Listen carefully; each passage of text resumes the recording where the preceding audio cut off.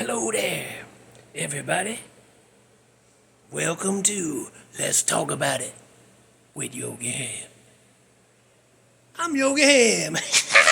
Oh, my stomach. Anyhow, this is my garage. This is where we're coming in here this evening. We're going to be talking about all kinds of crap. Actually, just one subject. All right, here we go. Almost jump right in. I'm talking about good movie villains. We've already done. Remember the last one I did it was a whole Harry Dan Potter special edition. All the villains we talked about in that one was from that damn series. That damn Dolores Umbridge. Man, like her. All right, and then that Voldemort. The first thing I'd have said to him, go get you a nose. You go get you a nose, you come on back and I'll take you a little more serious. But we got another set of them right here. And I'm going to start with that one 1985 movie. Reanimator. Remember that? Jeffrey Combs in there as Dr. West. Barbara Crampton. I used to love her. I just wanted to meet her one time and shake her hand and say, I love your work. And that'd be it. And but I would have accomplished all I had wanted to. Ta-da! Look at that. But she's in there. And then, so who we're talking about, though, is his feller. It's Dr. Carl Hill. Yeah. He's that actor. I've seen him in a few things, and he ain't that great actor. But he can play a good villain if the movie is supposed to be campy. He did a good job if that's the case. Uh-oh. Oh no, that glue thing came off of one of my incisions. Oh no, I wonder why that felt weird. We're going to have to cut this short here in a second.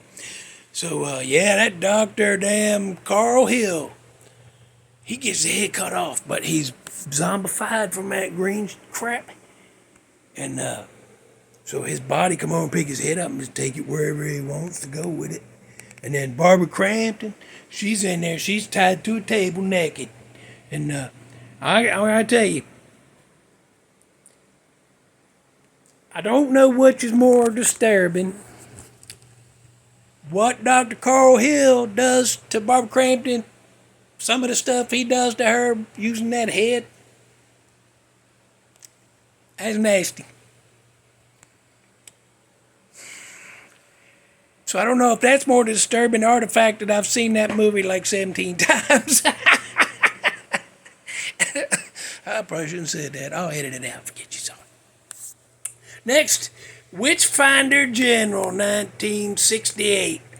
Vincent Dan Price, my favorite ever. Favorite damn horror movie actor ever. There's a couple that's coming up right behind him, but he'll never lose that number one spot. He's too far ahead. And he played Mathew Hopkins. And he was a witch finder. He was paid. He'd go to these towns, and every town had a bunch of women they wanted to choose to be in witches. So he'd ride into town, and he'd go make them confess, and he'd torture them and make them confess and stuff. And then he'd say, well, I'll tell you what, you scratch my back, maybe I'll say you're not a witch for you. And then them girls would do it. And then he'd say, hang them. Anyway, they're witches, hang them. Like that. And then, but real brutal ending of that movie. And normally I was like, don't do that to my favorite actor. But in that movie, Vincent Price playing that Mathew Hopkins, holy crap. You want him to croak horribly. And he does. And it's satisfying. But getting up to that, you get mad on that couch. Ooh, that's why I only watch that once every 20 damn year. I can't take it. Next, Tombstone. Remember that movie? Oh, hell yeah, you do. Yeah, that was that was 1993 when that come out. Got that Mr. Kurt Russell. Got all them fellers in there, but who I'm talking about today is that feller that played the leader of the human army in that Avatar movie. You know what I'm talking about? But in Tombstone, he played Ike Clanton. I'm gonna tell you something. There's a top 5 movie villains that I really get when I see them or hear about them or watch them. They get on my last one. They get on my last one, but then I get burning. I get because I wish I could get my hands on that fella. And everybody has to remind me it's a damn movie. That's an actor. And then I'll calm down for a little while, and then they'll do something else. But that damn Ike Clanton was one of them. I didn't like that guy one tiny little damn bit. I was like every time, and then when they let him go, they was chasing him down. They was getting ready to croak him, chasing him down. He threw his red sash off. I'm like, too little, too late, Ike. How many times was you trying to wipe them fellers out? And then you go, oh, mercy, mercy, mercy. And they give it to you. I wouldn't. Ike Clanton. He died anyway later, trying to rob someplace. But anyhow, that's him. So, if Mrs. Deagle from Gremlins, remember that woman?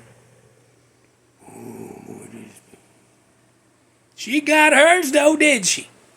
I was so happy. I was in the theater, almost stood up and had to hold myself back a little bit. But it ain't, well, you know. So Mrs. Ruby Deagle, that's from Gremlins. 1984. From the next one's from 1975?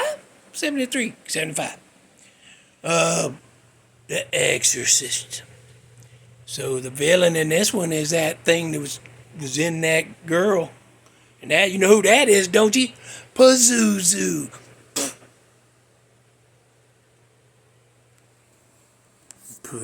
I can't stand that feller. Ooh, can't stand him. He scared the shit out of me. They flash his face on a couple times during the movie. That face flash on screen for a second. That Pazuzu right there. He's also known as Captain Howdy. Okay, so that's it. That's my list of good villains and the movies they are in. And I'm going to give you a good song, too.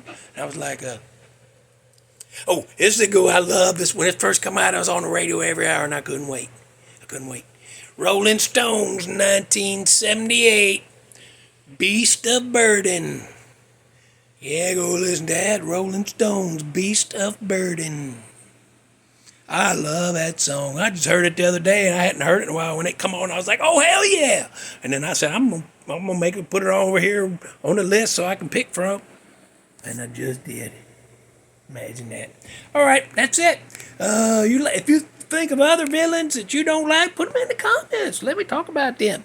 And then if you agree with me on these, let me know. Put it in the comments. We'll talk about whatever you want to. Well, not everything, but we'll talk about whatever you want to. All right. Over and done. Okay, bye.